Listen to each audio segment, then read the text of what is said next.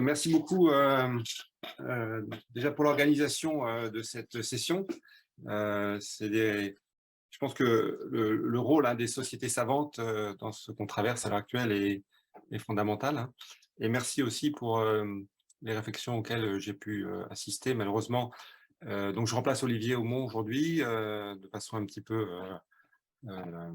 inattendue. Donc j'ai malheureusement pas pu me libérer de mes autres obligations, mais je suis très heureux de pouvoir être ici au moins en ligne avec vous aujourd'hui.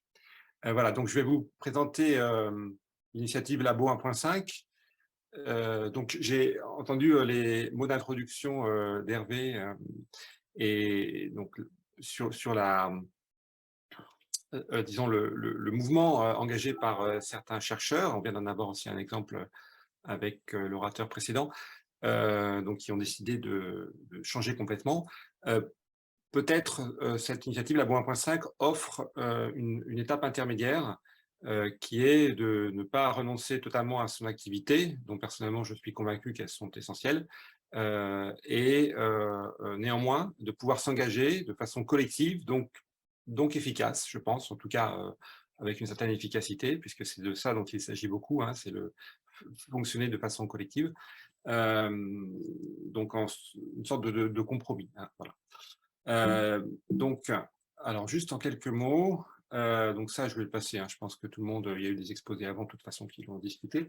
Donc l'idée sous-jacente, hein, c'est peut-on réduire l'empreinte carbone de la recherche et de façon par extension son impact environnemental. Donc pour ça il est nécessaire de quantifier et de comprendre avant tout. Et je dirais plus généralement, peut-on impliquer l'ESR hein, donc, dans la crise actuelle. C'est un petit peu ça, finalement, qui sous-tend l'initiative Labo 1.5. Alors, juste donc quelques éléments. Donc, je vais faire un bref historique. Après, je vais mentionner quelques initiatives. J'irai assez vite parce que donc, le temps est un petit peu court. Donc, sur la demande d'un outil pour estimer les bilans carbone, sur des enquêtes qui sont faites, sur des expériences en cours avec des laboratoires. Je dirais quelques mots sur l'activité d'enseignement et enfin sur le pôle réflexion qui rejoint pas mal voilà, enfin, certaines en tout cas, des considérations qui ont été exprimées par Hervé et par l'orateur précédent, et je vais parler de Hervé en fait. Et je m'excuse parce que je n'ai pas pu assister aux autres, donc il y a sûrement eu des choses très intéressantes qui ont été dites. Voilà. Donc juste en quelques mots, le collectif Labo 1.5 donc a été démarré en 2019. Donc assez rapidement, vous voyez les chiffres, hein, il a rencontré un certain succès. Ce qui est intéressant, c'est qu'il a tout de suite été à la fois multidisciplinaire, multi-instituts et avec une couverture du territoire quasiment totale, hein. Donc c'est vraiment, on peut dire, dans ce sens-là, une collaboration scientifique avec des aspects interdisciplinaires extrêmement forts. Voilà, donc aujourd'hui, depuis un an, ce collectif, donc une association 1901, est devenu en fait un GDR, un groupement de recherche, avec donc une équipe de direction, un comité scientifique, et on a préservé aussi la structure de l'association de façon à garder une forme d'indépendance vis-à-vis des tutelles, et puis, disons, pour continuer disons, à développer cet aspect collectif que nous pense fondamental. Juste quelques chiffres. Donc, cet institut, donc aujourd'hui, il a ce GDR, donc il a pour tutelle le CNRS, l'INRAE, il a un financement de l'ADEME, l'INRIA et l'IRD ont rejoint. Des partenariats avec les universités sont envisagés. Donc, une des activités qu'on peut qualifier un peu de phare de la Labo 1.5, c'était le développement d'un outil, donc GS 1.5, hein, pour gaz d'émission gaz à effet de serre, qui permet donc au laboratoire d'estimer leur empreinte carbone de façon sans un effort, ça reste un effort conséquent, mais néanmoins, voilà, ça limite un petit peu la portée. Et surtout, ça permet d'intercomparer, puisque tout le monde utilise le même outil. Donc, l'effort à faire, c'est de renseigner les données, hein, ce qui est un effort un peu substantiel parce qu'il faut aller à la pêche. Mais voilà, une fois que ces données sont assemblées et formatées, eh bien, il est assez facile de faire son bilan. Donc aujourd'hui, nous avons à peu près voilà, 800, plus de 800 bilans qui ont été faits et plus de 400 laboratoires impliqués. Donc ça devient quelque chose qui est statistiquement représentatif, qui va permettre du coup de mieux comprendre et on espère de piloter un petit peu les baisses également.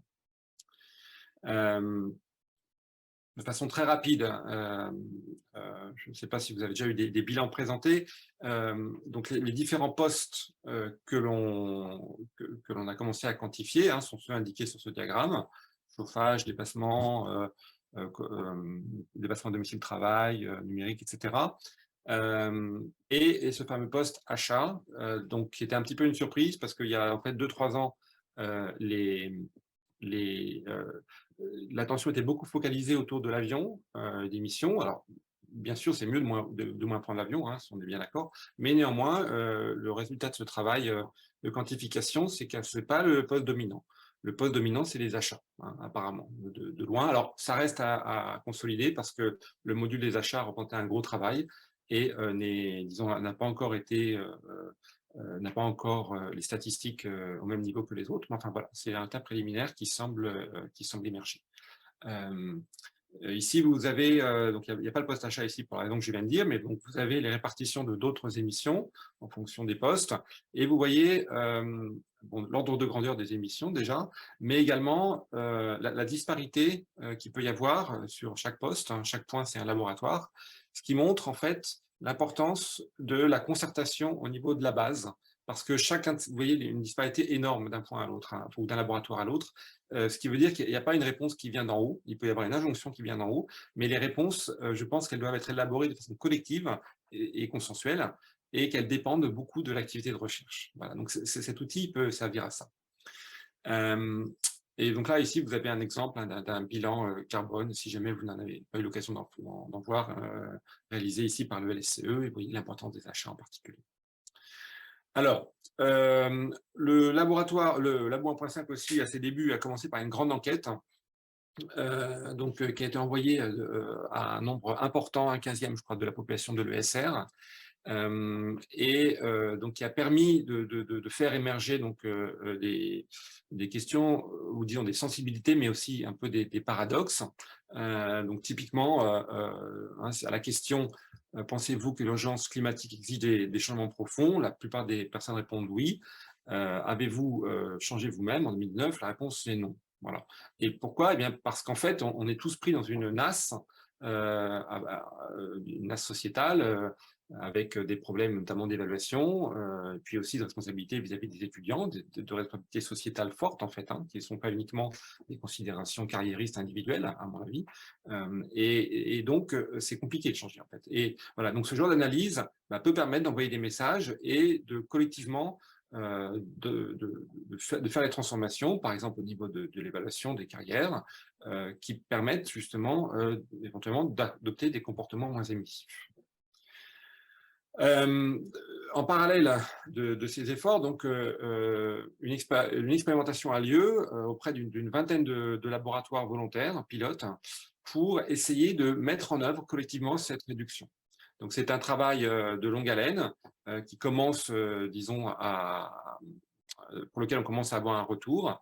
Donc l'idée, c'est d'accompagner ces laboratoires. Donc il y a eu la réalisation d'un kit Labo 1.5 qui comporte aussi bien des aspects de sensibilisation, qui est un enjeu vraiment important au sein des laboratoires où il n'y a pas souvent des consensus forts, hein. C'est un consensus qui doit être élaboré, c'est un processus, et une phase. Donc ce kit, pardon, il a également une composante juridique, hein, pour aider à choisir les meilleurs modes de réduction, les meilleurs outils, est-ce qu'il faut faire des quotas, des taxes, etc. Donc il y a des outils juridiques derrière, et pratiques. Et donc cette phase, l'idée c'est qu'après cette phase pilote, il y aura une phase de déploiement, et en particulier la mise à disposition de ce kit. Donc une activité d'enseignement a également été développée. L'idée sous-jacente étant que les membres de l'ESR, nous avons une répartition sur tout le territoire, et puis évidemment nous sommes en contact avec les enseignants et nous savons enseigner. Nous savons acquérir un savoir, se l'approprier et enseigner.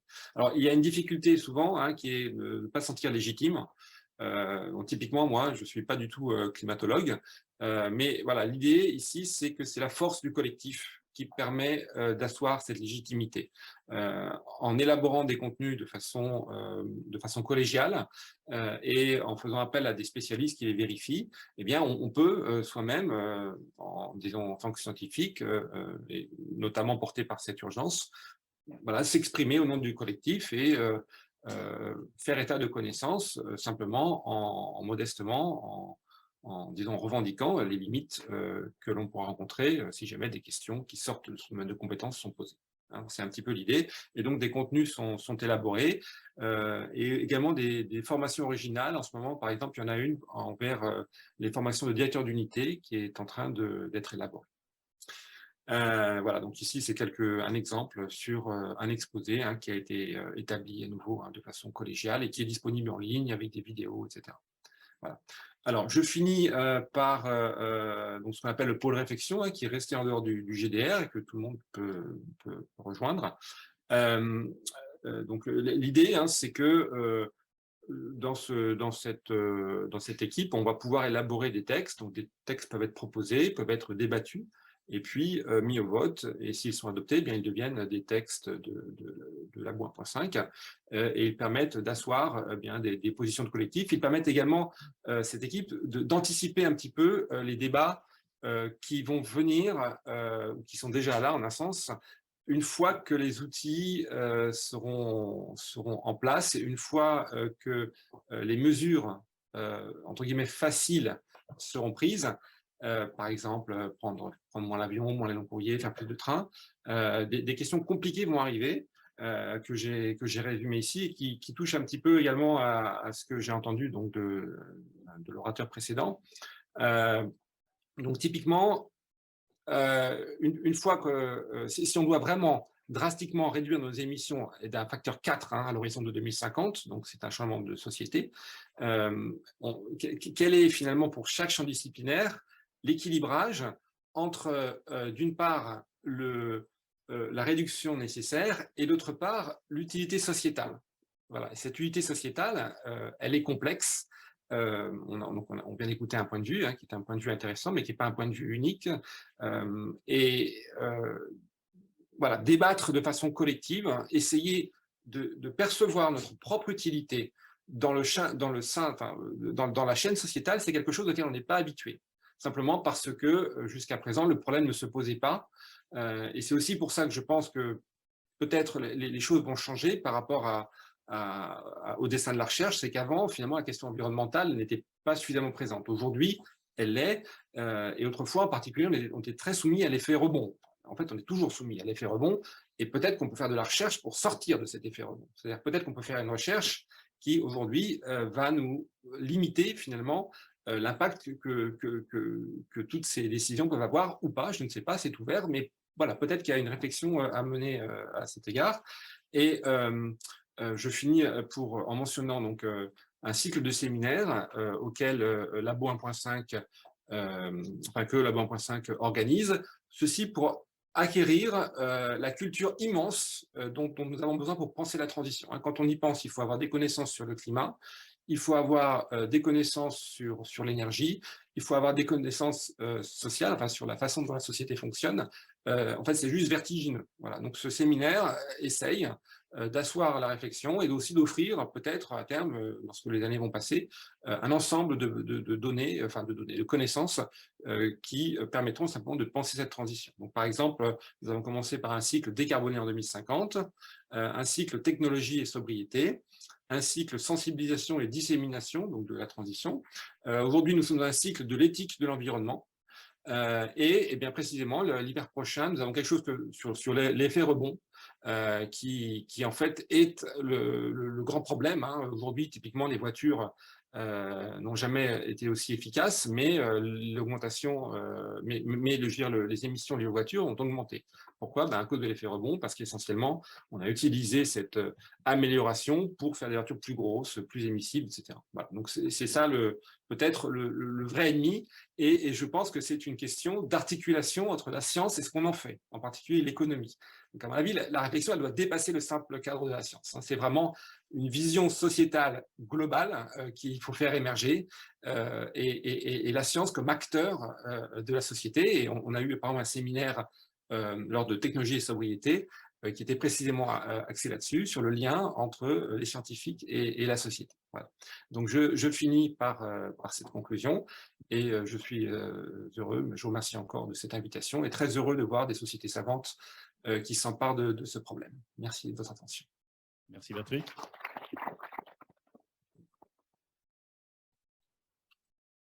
Alors, est-ce qu'il y a des questions pour Patrick?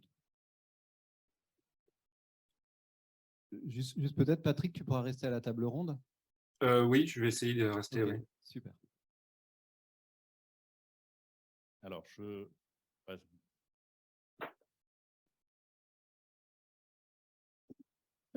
Salut Patrick, une question très très courte.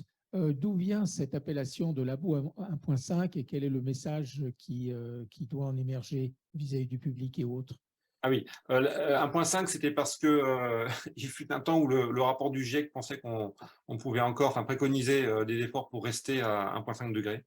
Voilà, donc c'est en gros, c'était le rapport de 2018. Donc c'était essentiellement voilà, dans l'espoir de rester à 1.5 degrés. Voilà. Et donc vis-à-vis du public, alors une des choses que l'on aimerait évidemment, on a eu justement un comité scientifique récemment au cours duquel ce genre de recommandations ont été formulées, c'est que Labo 1.5 puisse essaimer au niveau international et puisse également essaimer à d'autres communautés. Si chaque communauté pouvait un peu suivre le même cheminement en essayant de faire son empreinte environnementale, donc carbone dans un premier temps et environnemental dans un second temps, son propre positionnement sociétal, ce serait sans doute un franc succès.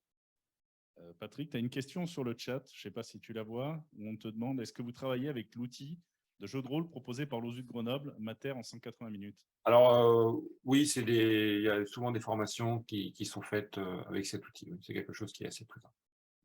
Et moi, j'avais une petite question, parce que tu as dit effectivement une grande surprise, c'est la part des achats, en fait.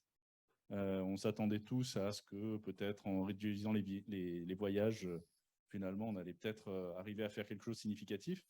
Mais apparemment, les achats, il faudrait drastiquement les réduire. Est-ce qu'on va vraiment s'en sortir, d'après toi? Alors, je pense qu'il y a plusieurs questions qui rejoignent un petit peu celle de l'orateur précédent. Il y a les émissions de la recherche et il y a les émissions mondiales. Voilà.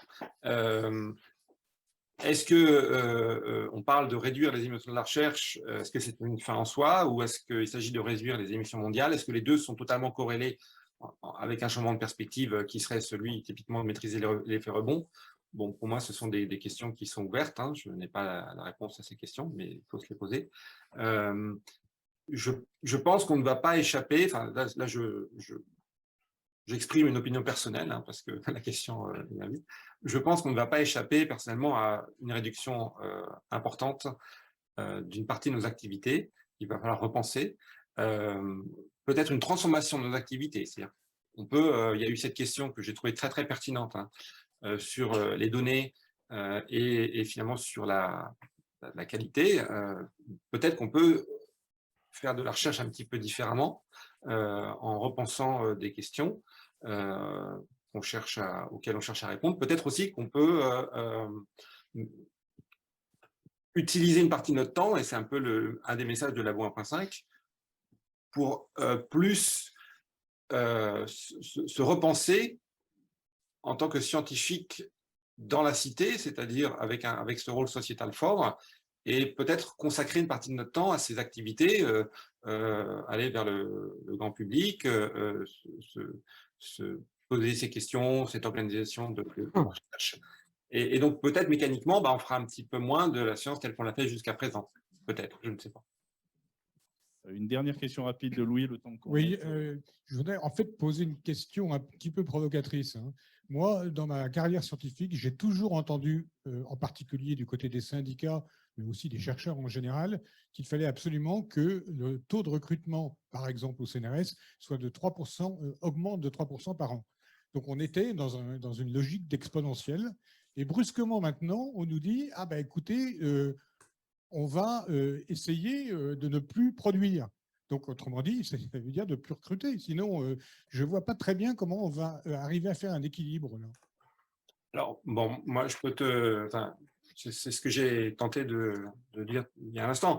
C'est-à-dire que peut-être qu'il faut faire évoluer notre rôle en prenant peut-être plus d'activités telles que celle justement de la question du climat, de la diffusion de la crise climatique, de la formation, de l'organisation de la recherche. Je ne sais pas, ce sont des questions ouvertes, ce sont des questions à se poser collectivement, mais il y a sans doute, enfin, là on le voit pour la Labo 1.5 en tout cas, pour ce que j'en connais, c'est une vraie gageure d'arriver à concilier une activité traditionnelle et ces activités. Donc forcément, on en fait moins.